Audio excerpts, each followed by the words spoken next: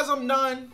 And I'm Dad. And welcome to Bucketheadnation. Now today, we're here with YNW Melly. A look at the evidence in depth. I don't know if you heard about it. You know about YNW Melly. I heard something the about guy who murdered his two best friends, apparently. Allegedly. Yes. It's all alleged. Okay, so basically, the guy, his name is Tim Stark. He made a video.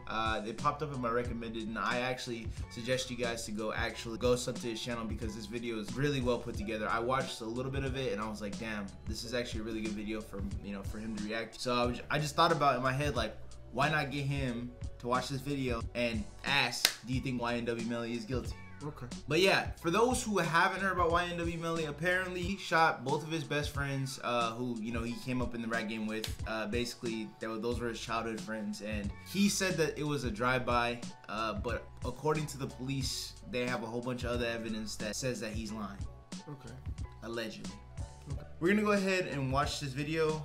Like I said, I just want to get your opinion if you think he's guilty or not of everything in this video. Keep in mind that the only source of everything that's in this video is Tim Stark, the guy who made this video. So if there's anything that is wrong or anything like that, please correct in the comments. He will read it if there's anything that we missed or anything like that. So yeah, you ready? Yeah. Let's go.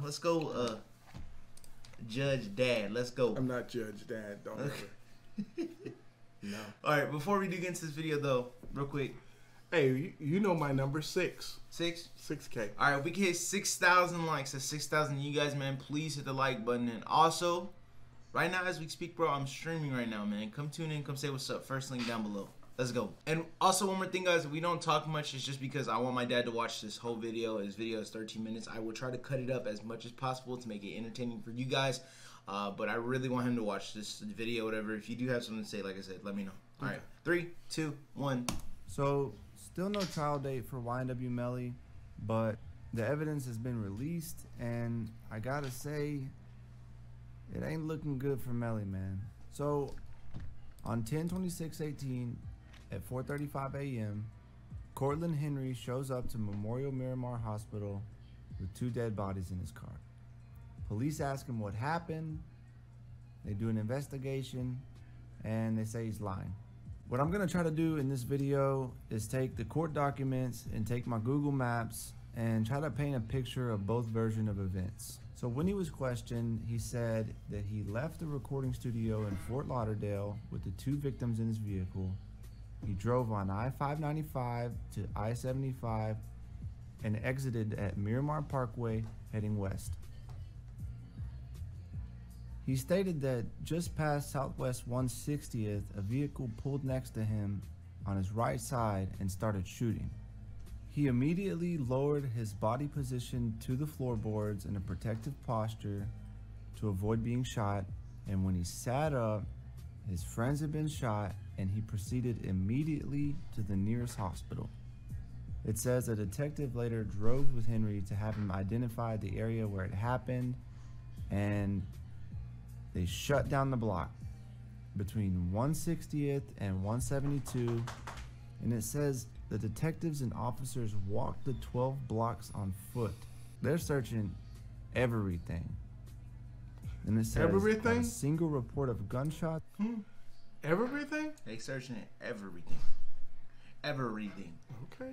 Are you making fun of the way he said it or what? Oh, no, I'm just saying, everything? Everything. You know what I'm saying? It's one of those things. What? It's one of those things because everything they always miss stuff. Oh, okay. Yeah. Was reported, and no evidence of a shooting was found. Okay? It says Henry's hands were processed by the police department, testing with Tri-Tech gunshot residue evidence collection kit. They are testing everything. It says the immediate test was a negative, but the lab results are still pending with the Tri-Tech gunshot residue collection, whatever. What? Yeah, okay. So when you shoot a gun, whenever you shoot a gun, there's gunpowder and gunpowder residue, and when the bullet explodes, it's all that stuff. It gets on your hands. Gets on your hands, your clothes, your face. It's gunpowder residue. It happened.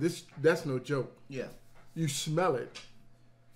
Yeah, that's so. If you fire a gun, they can swab you and see that you have residue on you. What if you like took a shower or something? No.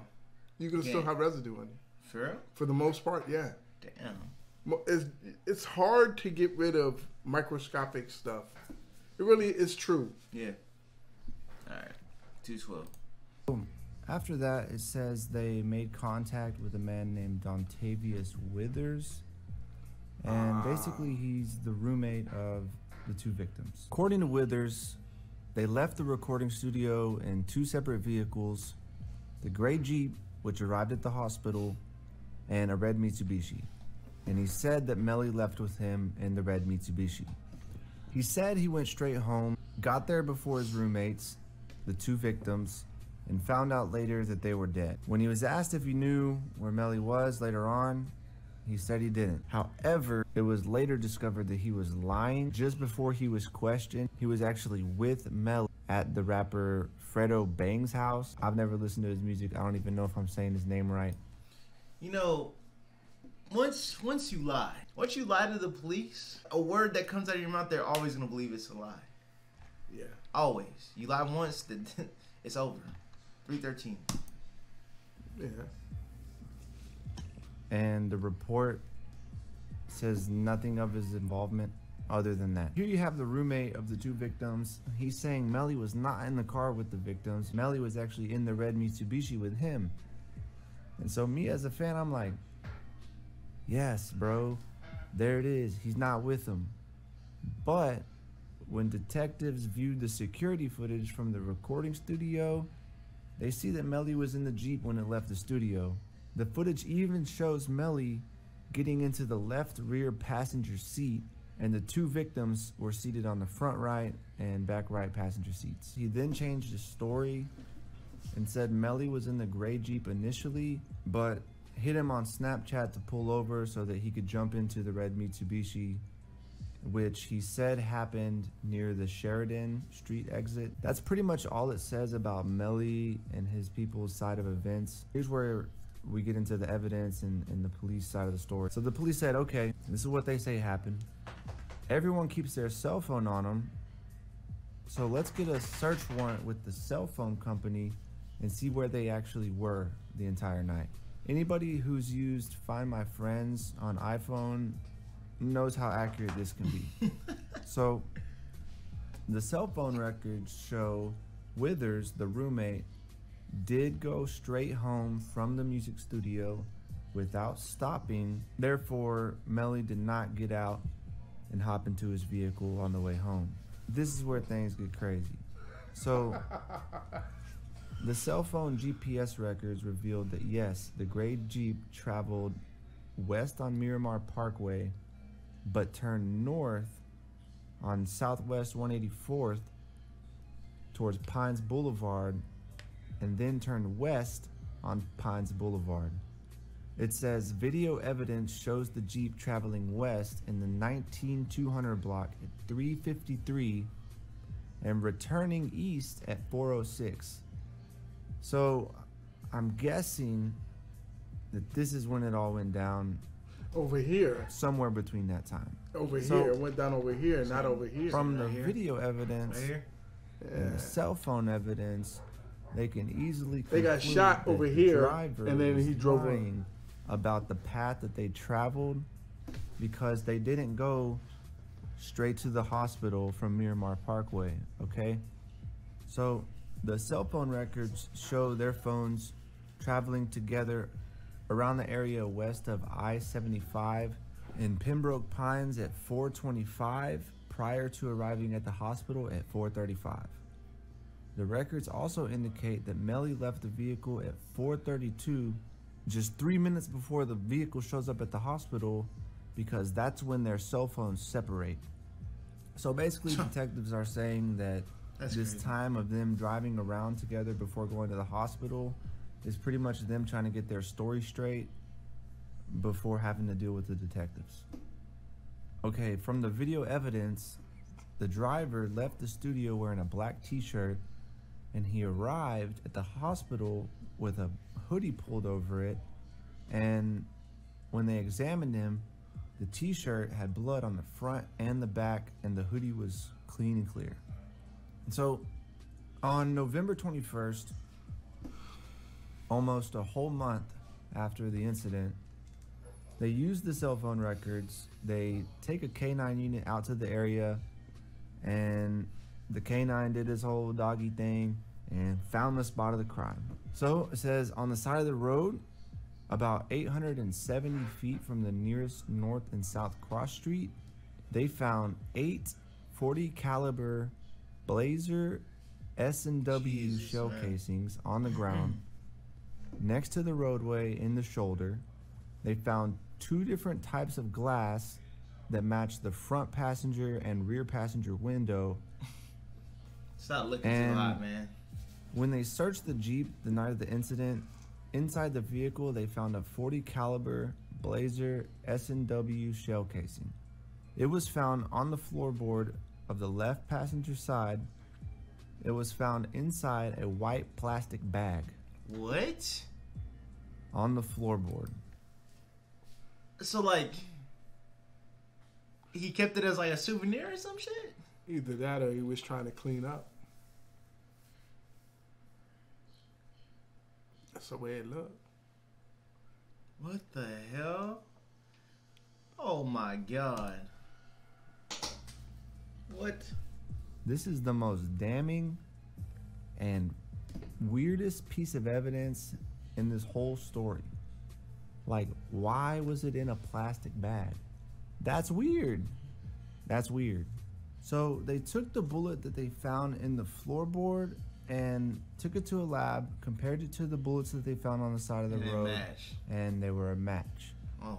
At this point, it mentions that the crime scene is on Pembroke Road, and if you remember that it was about 870 feet from the nearest north and south cross street. I'm just speculating, but I'd put the crime scene somewhere around here. This is where it gets bad, man. The autopsy. So they do an autopsy. He said this is where it gets bad. It's worse.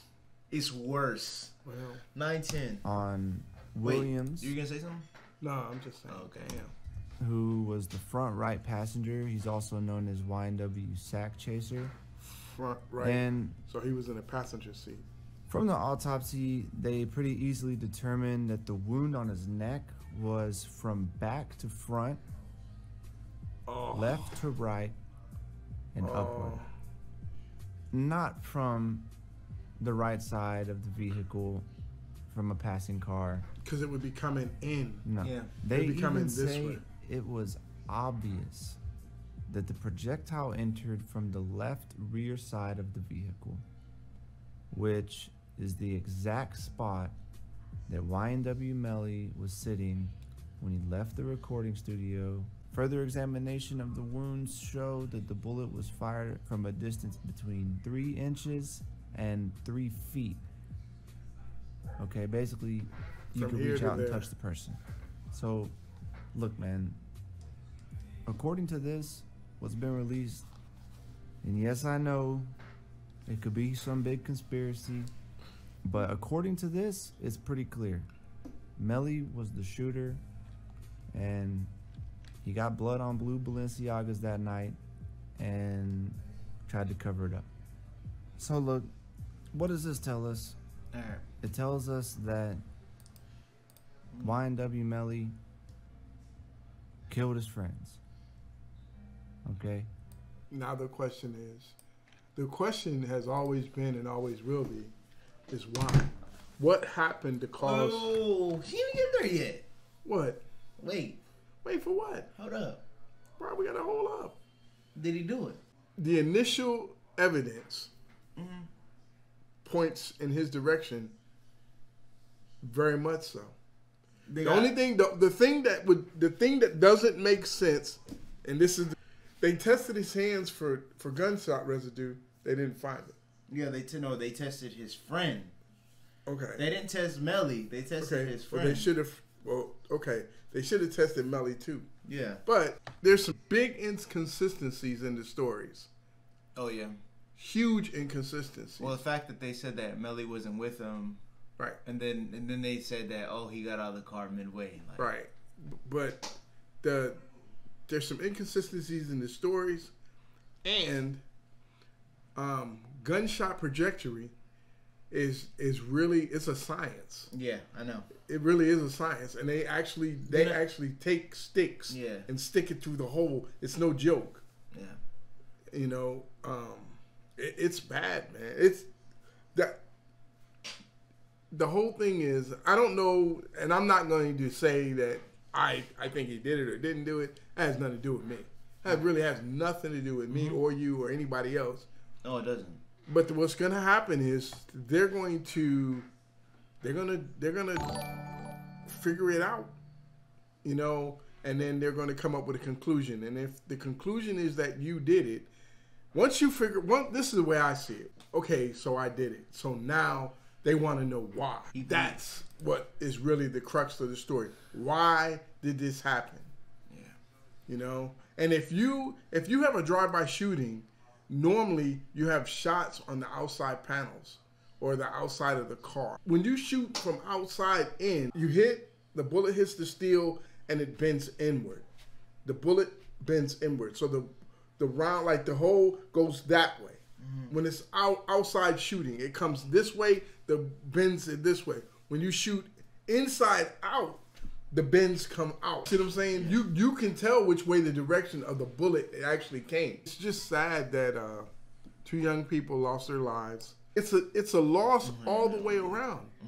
It's him and his 2 friends, and then him. All these people lose their loved ones. Yeah. All right, guys. Well, hopefully you guys enjoyed the video. If you guys did, make sure to leave a thumbs up. I got nothing else to say, man. You guys have a wonderful day. Y'all have a wonderful day. Be safe, man. Okay. Y'all take care. Bye, guys.